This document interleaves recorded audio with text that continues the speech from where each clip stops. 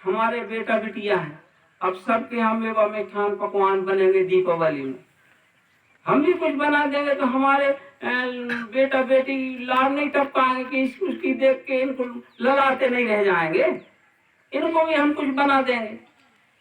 हाँ बोले ठीक है।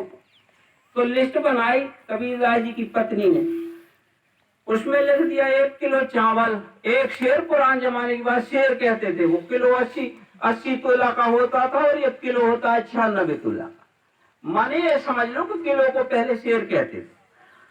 तो 1 शेर लिख दिया चावल और आधा शेर घी, 1 शेर और आधा शेर शक्कर और आधा शेर गुड़। छोटी सी लिस्ट बनाई ने गए कबीरदास जी। तो मैं 1 किलो की जगह आधा किलो चावल लाए और आधा शेर घी की जगह पाव लाए, माने आधा शेर का भी आधा, और वो शक्कर भी 1 पाव ले आए और 1 पाव ले आए गुड़। आप कबीरदास जी की पत्नी ने देखा, अरे कि ये क्या लाए महाराज? बोले हाँ, जो सामान तुमने लिखा था वही तो लाए। अरे बोले इतना थोड़ा? बोले वो तुम्हारी लिस्ट थी, हम लाए हैं हमारी लिस्ट से। बोले क्या मतलब? कबीरदास जी बोले हमारे पास थे 20 रुपया और इतना सामान जो हम लाए हैं 30 रुपया में आओ। तो हमारे पास थे नहीं 30, तो एक हमारे मित्र से 10 रुपया उधार मांगे हमने, जब इतना सामान हम ला पाए हैं।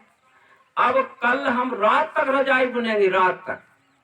अब ज्यादा काम करके उसके कल 10 रुपया चुकाएंगे हमारे मित्र के। तो हम अपनी ईमानदारी से काम करते हैं और वही अपने खाते हैं, बेईमानी नहीं करते। और कबीरदास जी अपनी पत्नी से बोले परमेश्वरी एक बात सुनो, चिकनी चुपड़ी देखकर मतलब चावे जी, और रूखी सूखी खाए कर ठंडा पानी पी। किसी की चिकनी चुपड़ी देखकर लार मत कर, तब कर बेईमानी करने की जरूरत नहीं। ईमानदारी से चलने हैं, रूखी सूखी खा के ठंडो पानी पी के सोने हैं, तो अपन भक्त हैं परमात्मा के। ईमानदारी से चल रहे हैं, कोई ये लूटे लगड़े नहीं, अपने ईमानदारी से कमाते खाते तो अपन परमात्मा के भक्त हैं। और अगर लूटे लगड़ेंगे तो भक्त नहीं रहेंगे। तो भक्त बने रहने हैं महारानी, तो ईमानदारी की बात याद रखो, ईमानदारी से चलने। मान गए। अब कबीरदास जी की बड़ी सीधी मोटी बातें रहती थी और बड़ी मार की बातें कहते थे, अध्यात्म विषय की बातें। उन्होंने कहा कि भाई ईश्वर की पूजा करने हैं। किसी ने पूछा हमें ईश्वर की पूजा करना, बताओ कैसे करें? कबीरदास जी बोले ईश्वर पूजा जीव दया, कहे कबीर फारकत भया। ईश्वर की पूजा करने तो जीवों पर दया करो, यही है ईश्वर की पूजा। फुर्सत हो गया और कुछ नहीं करना। ईश्वर की पूजा करना है तो जीवों पर दया करो। वो तो सरल सी बात कहते थे, चीटी से हस्ती तलक जितने लघु दे, सबको सुख दे वो सदा परम भक्ति है ये। चीटिया से हाथी तक, छोटे से लेकर बड़े तक जितने भी शरीरधारी हैं, इन सबको सुख दो, तो कब बोले कभी परम भक्ति है ये परमात्मा की भक्ति है। बोले महाराज कहाँ है परमात्मा की? तुम तो कह रहे हो कि चिटिया से हाथ तक सबको सुख दो, तो जब तो जीवों की भक्ति हो गई, कहाँ की परमात्मा की भक्ति? कबीरदास बोले नहीं जानो, अरे जय परमात्मा की भक्ति, परम भक्ति है ये। जा तो कह रही है गीता में कि ईश्वर सर्वभूतानां हृदय से अर्जुन तिष्ठति, भ्रामेण सर्वभूतानि यंत्रारूढ़ानि माया। ईश्वर सब भूतों के हृदय में पार्थ है बसा और यंत्राकार फिराता है भूतों को नित शक्ति से। सबके शरीरों में ईश्वर ही तो बैठा है अंश रूप से। तो ईश्वर की पूजा करना है तो कहाँ करोगे? अरे हमको एक बल्ब लेसने है, बल्ब को सहारा चाहिए या बल्ब को अच्छी अर्थिंग देना है, तो क्या पावर हाउस में जाकर देंगे? अपने बल्ब को देंगे। इसी तरह ये बल्ब है, पावर हाउस तो विश्वरूप परमात्मा है, उसकी पूजा करना है तो अपने बल्ब को देखो। बल्ब सब में बल्ब है, इनको मत फोड़ो भैया, बल्बों को इनकी सुरक्षा करो। ईश्वर पूजा जीव दया, कहे कबीर फारकत भया। बड़ी सीधी सी बातें थी कि दया ही धर्म है, आदि बातें जो थी। अब थोड़ी सी बात ये रह जाती है रामचरितमानस की, अपन बालकांड में देख लेते हैं, बारीक बात है परंतु वो बड़ी बारीक बात। बालकांड में लिखा है, अगुण सगुण द्वय ब्रह्म स्वरूपा, अकथ्य अगाध अनादि अनूपा। ब्रह्म नाम परमात्मा का है, परमात्मा के दो स्वरूप हैं, अगुण सगुण द्वय ब्रह्म स्वरूपा। परमात्मा के दो स्वरूप है, निर्गुण और सगुण। अब सगुण तो अपन ने देखा कि 5 तक 3 गुण की 8 भुजाओं वाली जो देवी प्रकृति थे, इसी को नाम है सगुण, इसको नाम सगुण है। अब अगुण आ गई बात अगुण की, तो वो निर्गुण क्या है फिर? सगुण तो अपन ने देखा, पर निर्गुण क्या है फिर? निर्गुण का मतलब है जो दिखता तो नहीं पर है, आंखों से नहीं दिखता पर है।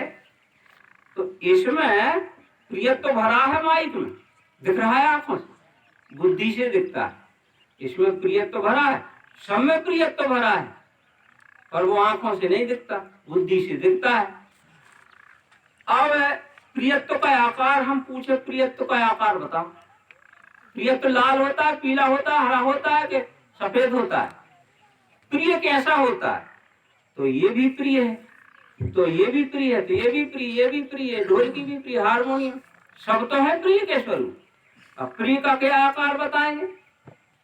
पर वो दिखता तो नहीं है आंखों से, प्रिय बुद्धि से दिखता है, तो वो सर्वाकार है प्रिय, सब आकार प्रिय के हैं, इसलिए उसका नाम निराकार दिया है प्रिय का, तो वो निराकार हो गया। अब तुलसीदास जी एक बात कहते हैं कि मोरे मत बड़ नाम धूते, ये जय जुग निज बस निज भूत है। मेरे निश्चय में तो नाम दो ही से बढ़ो, साकार से और निराकार दो ही से बढ़ो नाम। अब नाम बहुत बड़ा होगा भैया, साकार निराकार दो ही से बढ़ो, कैसे होगा? हमने कहा माइक, तो आकार को नाम माइक है कि ये भरो है प्रिय, तो ये को नाम माइक, माइक कहो तो दो ही होगा, तो ये कहीं नाम में दो ही समा गया। इसे तुलसीदास जी कहते मोरे मत बड़ो नाम कहते, मेरे निश्चय में तो नाम दो ही से बड़ा है, क्योंकि नाम लेते ही, नाम ले तो भव सिंधु सुखाही, बालकांड में कहा करो विचार सुजन मन माही। अब नाम लो, नाम लेते ही, ये नहीं कहा कि नाम कहे तो भव सिंधु सुखाही, नाम कहने में नहीं ज्ञान होगा, राम राम राम राम कहते रहे, तो वो तो कबीरदास जी ने कहा कि माला तो कर में फिरे, जीव फिरे मुख माही, और मनुआ तो चौदह फिरे यह सुमरन है नाही। अब माला टरक रही, राम राम राम राम हो रहा है, और मन का उसको वो काम बिगाड़ना है, कैसे बिगाड़े? उसकी इतनी संपत्ति हड़पना है, वो कैसे हड़प है? ये मन में चल रहा है, तो माला तो कर में फिरे, जीव फिरे मुख माही, और मनुआ तो चौदह फिरे, मन दौड़ रहा है। वो कहते ये नहीं है इसमें, ये तो नाम तुम कह रहे और ले नहीं रहे। अब देखो आदि शंकराचार्य जी ने विवेक चूड़ामणि में एक बात कही, उन्होंने कहा कि न गच्छति बिना पानम व्याधि औषध शब्दता, बिना परोक्ष अनुभवम ब्रह्म शब्द न मुच्यते। न गच्छति बिना पानम व्याधि औषध शब्दता, औषधि कहते हैं दवाई को, शब्द में बोल रहे हैं अपन। अब बुखार चढ़ी है, एक दवाई है पैरासिटामोल की गोली, पैरासिटामोल बोल रहे हैं, पैरासिटामोल पैरासिटामोल पैरासिटामोल, शब्द में बुखार चली जाएगी। वो कहते न गच्छति बिना पानम व्याधि औषध शब्दता, शब्दों में औषधि का नाम लेने से वो रोग और व्याधि नहीं मिटेगी, वो दवाई लेना पड़ेगी। तो बिना अपरोक्ष अनुभवम ब्रह्म शब्द ही न मुच्यते, ब्रह्म शब्द बोलने से, मुंह से जो बोलते रहने से, कहते रहने से, रटते रहने से मुक्ति धर्म नहीं छूट सकता है, उसको लेना पड़ेगा। तो इसीलिए कहा कि नाम ले तो बहुत सिंधु सुखाएं, नाम को लेना पड़ेगा। अब लेना कैसा होता है और कहना कैसा होता है, इसका अंतर देखो। कहना तो ही हो गया परमात्मा परमात्मा परमात्मा ही हो गया कहना, और जो ही होगा रटना, परमात्मा परमात्मा बार बार कहे तो हो गया ना रटना।